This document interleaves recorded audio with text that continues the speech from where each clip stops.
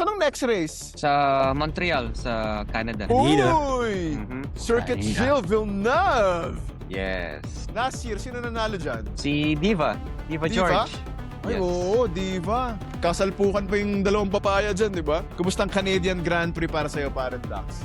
You like it or you hate it? I mean, isa siya sa mga staple na racetrack sa Formula 1. Dati kasi bagong mag-US, nandiyan na yung Canada, yung racetrack na to. Kasi noon, yung naabutan kong races sa North America, yung sa Indianapolis, tapos yung Canada. Dalawa lang yung North American races noon, nung panahon ni na Schumacher. Okay. Bakit pinangalan na Circuit Gilles Villeneuve ang racetrack sa Canada, sa Montreal? Pinangalan to in honor of Gilles Villeneuve, dating Ferrari driver.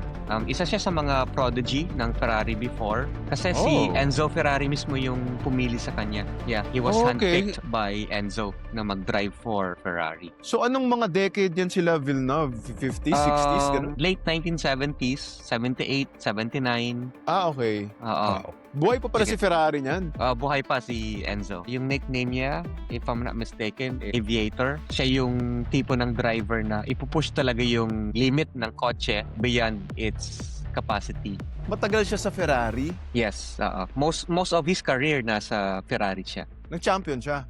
Unfortunately, hindi. Kasi sadly, namatay siya during qualifying sa Belgian Grand Prix noong 1982. Sumalpok siya sa isang kotse, tapos lumipad. Nag-airborne yung kanyang kotse.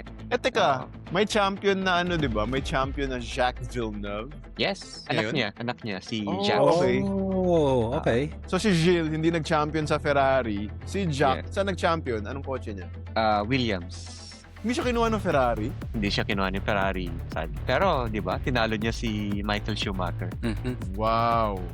Jacques Villeneuve. William si Jacques Villeneuve nun. So, talagang Canadian silang dalawa. Si Gilles tsaka si Jacques. Oo nga. Yes. Si Jacques, Hindi ko Jacques alam. and Gilles. Si Jack and Jill. Jack and Jill. Hindi ko alam na Canadian si Villeneuve. Kasi yung sound ng apelido niya, probably French descent. Kasi yung Montreal, French, siya region sa Oo, di ba? sa Canada. Yung parang French part ng Canada, di ba? Mga Montreal, Quebec. Quebec. Mga ganun.